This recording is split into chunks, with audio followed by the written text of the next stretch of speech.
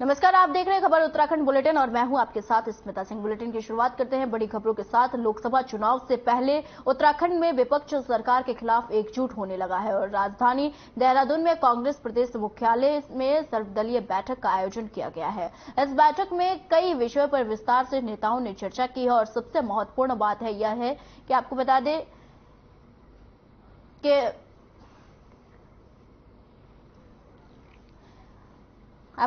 कि सरकार की विफलताओं को लेकर जनता के सामने जाने की भी रणनीति बनाई गई है और कांग्रेस प्रदेश अध्यक्ष और कम्युनिस्ट नेता समर भंडारी ने कहा कि विपक्ष केंद्र और राज्य सरकार की कंपनियों को लेकर जनता के बीच जाएगा और जनता को जागरूक करने का काम करेगा। साथ ही उन्होंने कहा कि प्रदेश में महंगाई चरम पर है और बेरोजगारी, भ्रष्टाचार, लाचार कानून व्यवस्था जैसे तमाम विषय है जिसमें सरकार पूरी तरह से फेल है। उन्होंने यह भी कहा कि सरकार ने लोगों को निचोड़ कर रख दिया है।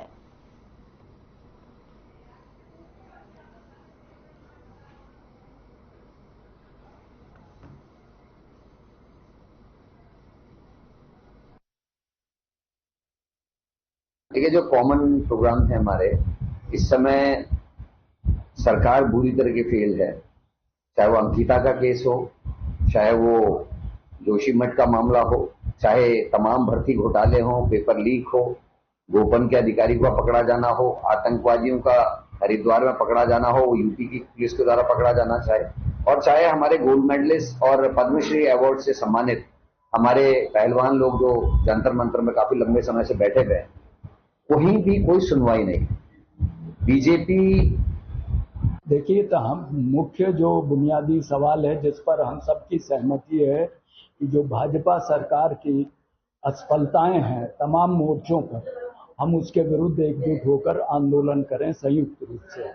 प्रमुख रूप से जो नौजवान बेरोजगार नौजवान है, भर्ती घोटाला इतने बड़े पैमाने पर इस राज्य में हुआ है, वो है, महंगाई का सवाल है, दूसरे खनन की स्थिति आप देखें उसमें तमाम तरीके के घोटाले दिखाई दे रहे हैं।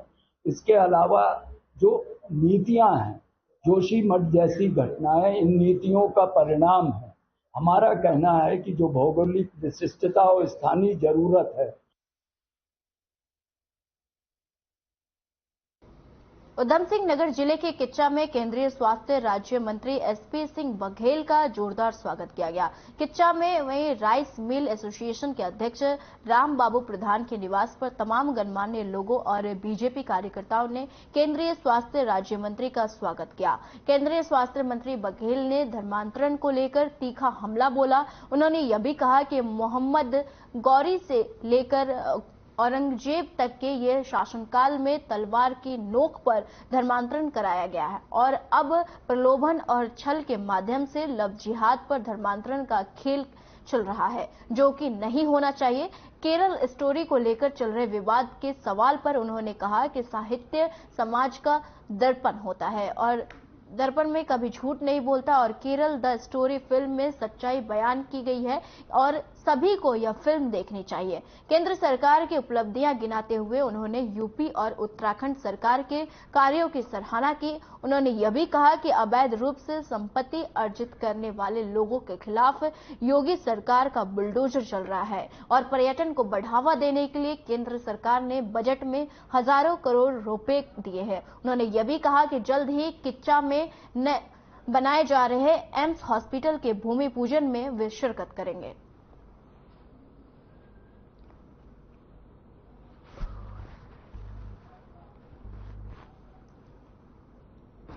साहित्य समाज का दर्पण है और दर्पण झूठ नहीं बोलता है। देखना सबको चाहिए, जो इररिलेवेंट है तो वो ना जाएं देखने, लेकिन वो एक सच्चाई बयान की गई है और इस प्रकार से धर्मांतरण और धर्म परिवर्तन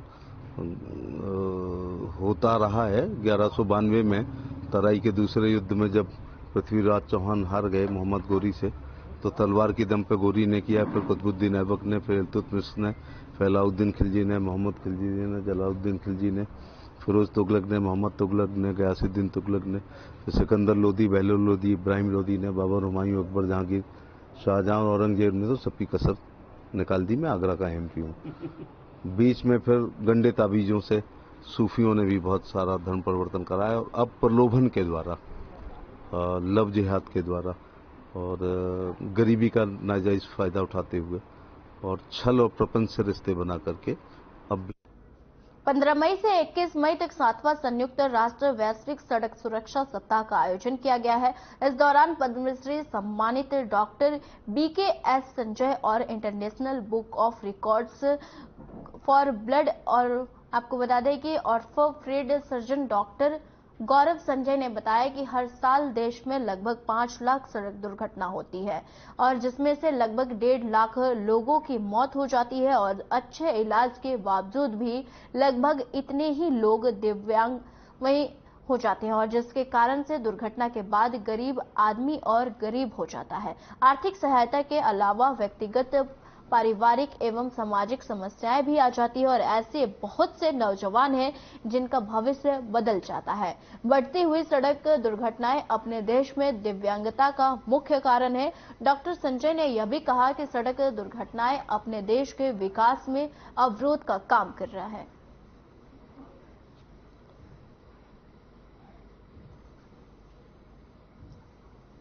देखिए, मेरा मानना है कि 90% दुर्घटनाएं हैं वो चालक की गलती से होती है और इसमें जो ध्यान देने वाली बात है, हमें जितना भी जागरूक करना है वो चालकों को करना। रात की दुर्घटनाएं होती हैं वो जानलेवा होती हैं और शराब पीने के बाद यदि आप गाड़ी चलाते हैं तो संभावना बहुत बढ़ जाती है। इसी के साथ आप ओवरटेकिंग कर रहे हैं, ओवर स्पीडिंग कर रहे हैं और फोन का इस्तेमाल करते हैं तो ये खतरे और बढ़ जाते हैं। एक स्टडी में पाया कि 40% लोगों की मौत हो जाती है यदि आप मोबाइल फोन चलाते हैं तो।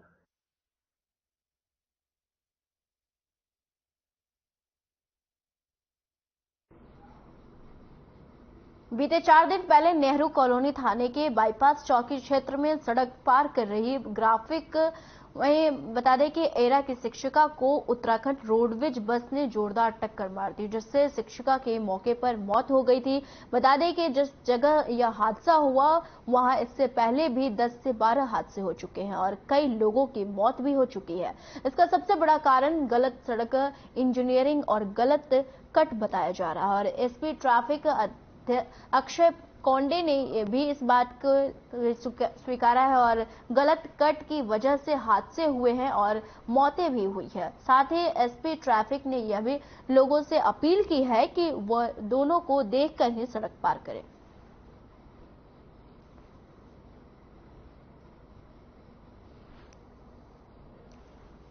कुछ केसेस में डेथ भी हो रही है। इसका मुख्य कारण ये हो रहा है कि रोड चौड़ी बन गई है पर जो साइड रोड्स थी उसमें वो अभी भी छोटी है, जंक्शन भी इनकम्प्लीट है और जो बाकी इंफ्रास्ट्रक्चर चाहिए, इल्यूमिनेशन चाहिए या फिर लेफ्ट फ्री एंगल चाहिए, जंक्शन के लिए जितनी एसेंशियल चीज़ें चाहिए उसका कहीं ना कहीं वहाँ पे अभाव है।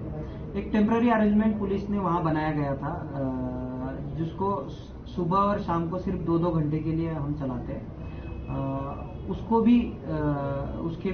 भी जंक्शन की इफिशियंसी पे फर्क पड़ता है या एक्सीडेंट का कारण भी कभी कभी बताया जाता है। पर मैं आपके माध्यम से ये बोलना चाहूँगा कि जो भी एक्सीडेंट हुए उसकी सारी एक्सीडेंट की सीसीटीवी प्राप्त है और कहीं ना कहीं जो अलाइड लॉ है उसमें जो एक राइट ऑफ वे का प्रिंसिपल होता है कि जब भी कोई मुख्य सड़क पे आता है तो हमने रुकना चाहिए, रुक के देख के ही गाड़ी क्रॉस होनी चाहिए।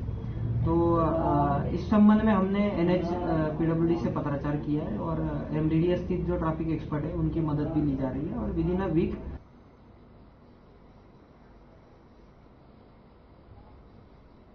उत्तराखंड में इन दिनों अवैध अतिक्रमण के खिलाफ कार्रवाई जोरों शोरों पे चल रही है और इसी क्रम में मुख्यमंत्री पुष्कर सिंह धामी ने सभी विभागों को इस बाबत निर्देश दिए थे कि आपको बता दें कि अपनी जमीनों पर हुए अतिक्रमण को हटाने के साथ ही अपनी जमीनों को सुरक्षित रखें और देहरादून नगर निगम भी अपनी जमीनों पर हुए अतिक्रमण को हटाने की कवायद में जुट गया है। बता दें कि राज्य के तमाम विभाग और निगम ऐसे हैं जिनके पास एक बड़ी संख्या में लैंड बैंक मौजूद है। ऐसे में अपनी जमीनों पर हुए अतिक्रमण को हटाने के लिए सरकार पहले ही सबको निर्देश दे चुकी है। लिहाजा देहरादून नगर निगम भी अब अपनी जमीनों को कब्जा मुक्त किए जाने के साथ ही अपने लैंड बैंक को और मजबूत करने की कवायद में जुट गया है।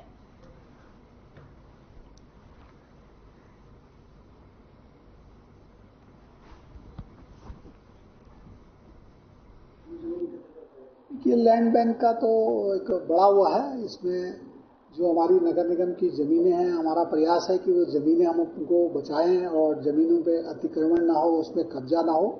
और जब जब कहीं से शिकायत आती है तो नगर निगम की टीम जाके उसको अतिक्रमण को ध्वस्त भी करती है और जो कार्रवाई हमें करनी चाहिए कार्रवाई भी हम करते हैं।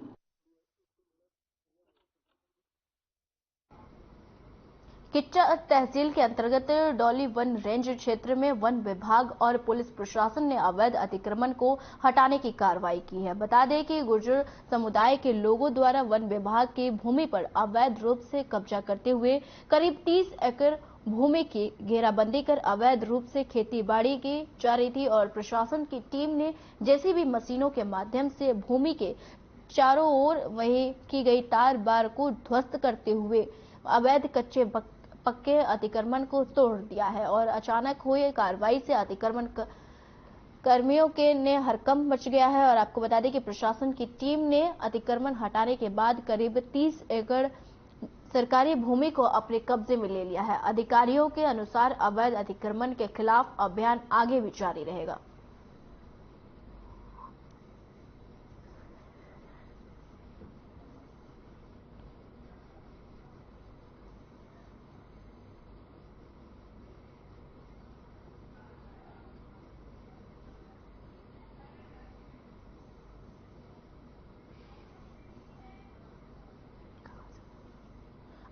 आपको बता दें कि किच्चा में अवैध अतिक्रमण पर कार्रवाई जारी है और लगातार 30 एकड़ भूमि से हटाया गया है अवैध अतिक्रमण। आपको बता दें कि किच्चा में 30 एकड़ भूमि से हटाया गया है अवैध अतिक्रमण और साथ ही अवैध अतिक्रमण पर कार्रवाई जारी है।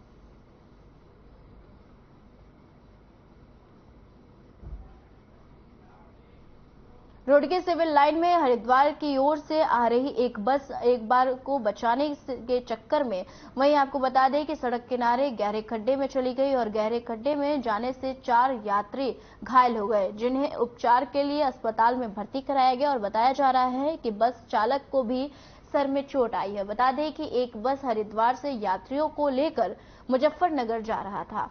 आपको बता दें कि हरिद्वार रोड के पास ही अचानक ही एक कार को बचाने के चक्कर में बस सड़क के किनारे बने एक गड्ढे में चली गई और ड्राइवर की सूझबूझ के कारण बस के कार से टक्कर होने से बाल बाल बच गए। और अगर टक्कर होती तो बड़ा हादसा हो जाता था, लेकिन ड्राइवर की सूझबूझ से यात्रियों की जान बच गई, लेकिन गड्ढे में बस के जाने से 4 यात्री घायल हो गए, जिन्हें उपचार के लिए सिविल अस्पताल में भर्ती कराया गया है।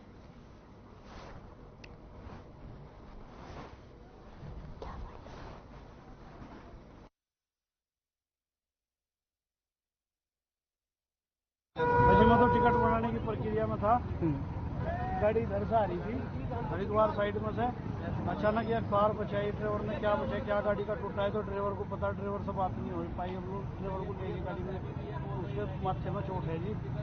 अगर ड्राइवर की वजह से बहुत बड़ा हादसा होने से बच गया, सारी सवारी सुरक्षित है, हल्की हल्की चोट है सवारियों के। यदि ड्राइवर सूझबूझ न दिखाता तो वो कार भी बिल्कुल अच्छी तरह कुछ ली गई थी और 2 मोटरसाइकिल वाले थे, वे भी कुछ ली गई। लगभग कितने लोगों के चोटें हैं?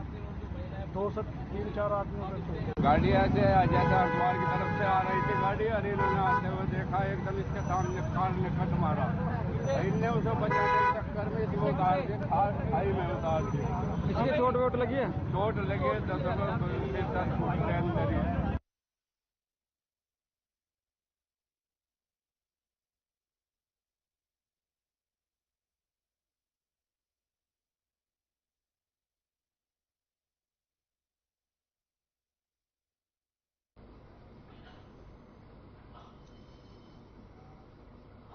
आपको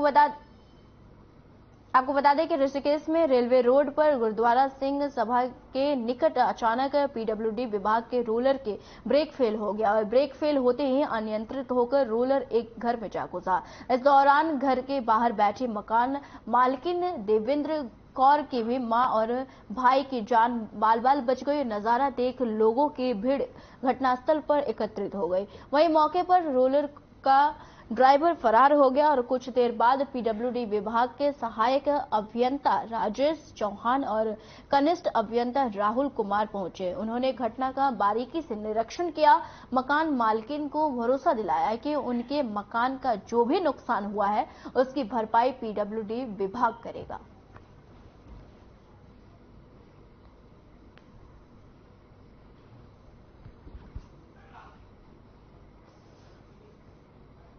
बैठी रहती है, मेरा भाई भी दोनों मंदिर से बच गए और इलाका रुक गया। तो ये कैसे आया चढ़ाई पे? से चढ़ के गया, ढलान से आया, पीछे आया, ये चला। कब का हम सब अंदर थे। कब का मामला है? अभी आधे घंटे।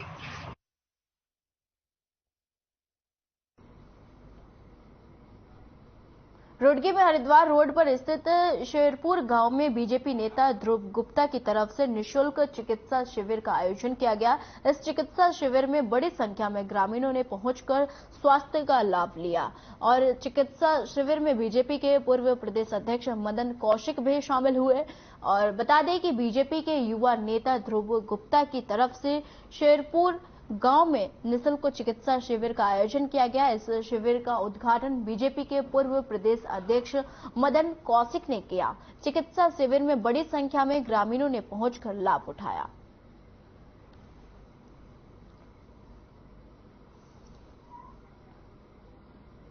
यहाँ पर जो हमारा गुप्ता जी है, उन्होंने शेरपुर गांव में आज निःशुल्क चिकित्सा का शिविर लगाया है।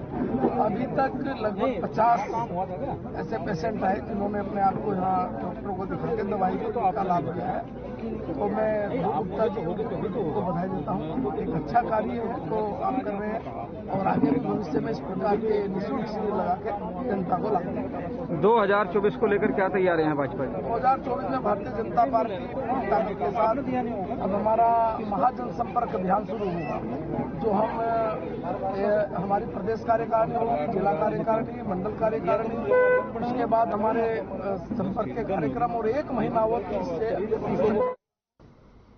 मुख्यमंत्री पुष्कर सिंह धामी ने केंद्र में बीजेपी सरकार के 9 वर्ष पूरे होने को लेकर कहा कि नरेंद्र मोदी सरकार ने समाज के गरीब, पिछड़े, दलितों, समाज के हर वर्ग के लिए कार्य किया है। इन सारे कामों में जन जन तक पहुंचाने के लिए महासंपर्क अभियान चलाया जाएगा। घर घर जाकर लोगों को सरकार के कार्यों से अवगत कराया जाएगा। साथ ही बीजेपी कमजोर बूथों पर भी अपना फोकस करेगी और तमाम नेता और कार्यकर्ता 2024 के लोकसभा चुनाव में बीजेपी को मजबूती के साथ आगे बढ़ाने का काम करेगी। जी का मैं धन्यवाद करना चाहता हूं कि उन्होंने सत्ता में जिस दिन पहले दिन से काम करना प्रारंभ किया था, उस दिन से उन्होंने कहा था कि काले धन पर लगातार प्रहार करेंगे जब तक कि काला धन पूरी तरह से समाप्त नहीं हो जाता है। और काले धन के चोट करने का, काले धन जो काला धन था उसको नोटबंदी के रूप में जिस प्रकार का निर्णय उस समय लिया गया था, उसका परिणाम हमारे सामने है कि भारत आज जीएसटी कलेक्शन के रूप में हो या अर्थव्यवस्था के मामले में हो, दुनिया की 5वीं सबसे बड़ी अर्थव्यवस्था बन गया है। वहीं हमारे आसपास के देश, पड़ोसी देश किस प्रकार से कंगाली के हालत से गुजर रहे हैं, ये हम सबको दिखता है। और आज जो नोटबंदी हुई है वह भी इस प्रक्रिया का एक हिस्सा है। उत्तराखंड के पूर्व मुख्यमंत्री हरीश रावत ने इस बार रुड़की के ढंडेरा के हाथ से हाथ जोड़ो यात्रा की शुरुआत की और साथ ही कांग्रेस के तमाम कार्यकर्ताओं से अपील भी की है कि इस बार 2024 की तैयारियों के लिए कमर कस ले कर तैयार हो गई है और क्योंकि 2024 के चुनाव में सभी ताकतों को पछाड़ कर आगे बढ़ना है। हरीश रावत ने कहा कि कांग्रेस के पुराने कार्यकर्ता हैं और पूरी तरह से कांग्रेस के लिए समर्पित हैं। उन्होंने यह भी कहा कि कांग्रेस में किसी तरह की कोई गुटबाजी नहीं है।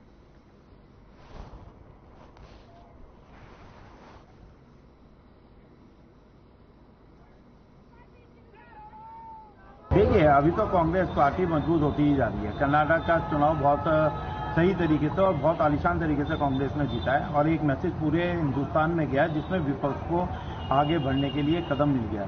आप ये देखिए आज की डेट में जितना भी पक्ष है वो कांग्रेस को आगे बढ़ाकर और आगे रखकर अग्रिम में रखकर अगला इलेक्शन 2024 का जो लोकसभा का होने जा रहा है उसे लड़ने जा रहा है। हरीश रावत कैसे रहेंगे जो लोकसभा हरिद्वार? देखिए हरीश रावत हमारे सबसे लोकप्रिय चेहरों में से एक चेहरा है उत्तराखंड के। अगर वो यहाँ पे लड़ते हैं, पहले भी वो लड़ चुके हैं, पहले भी जीत चुके हैं हरिद्वार लोकसभा को, तो हम उनका स्वागत करेंगे, हम उनके साथ हैं। और जितने भी कांग्रेस के जन हैं यहाँ के वो एक सुर में हरीश रावत जी या जो भी कांग्रेस पार्टी जिस को भी यहाँ से टिकट देगी और लोकसभा लड़ाएगी हम उसके साथ हैं। जनता भाजपा के खेल को समझेगी नहीं तो ये कुछ भी उनके साथ कर सकते हैं। ये नोटबंदी एक सामान्य नोटबंदी नहीं है, ये अर्थव्यवस्था के साथ खिलवाड़ है। डॉक्टर मनमोहन सिंह जी ने उस समय कहा था कि 2% GDP गिरेगी और देश के लिए ये बड़ा दुर्भाग्यपूर्ण निर्णय है। और आज हम फिर कह रहे हैं ये फिर एक धक्का जो है अर्थव्यवस्था। रावत जी विधानसभा के समय कानपुर में यात्रा निकाल रहे हैं, कोई चेहरा ऐसा नजर नहीं आ रहा, कहाँ चले गए सब कार्यकर्ता आपके नेता थे टिकट मांग रहे थे? कौन नहीं है, आप हमारे कार्यकर्ताओं को दीजिए। क्या जरूरत पड़ेगी? हाथ जोड़ो भी है, कांग्रेस से जुड़े भी मेरी निजी प्रार्थना है। पहले लोग छूट गए क्या? छूट गए जो दोबारा जोड़ने के लिए आप खाना रोज खाते हैं, अपनी खाना बनाती है, तो एक ही दिन से काम कर जाए। उमेश कुमार को लेकर आपके घर का रावत जी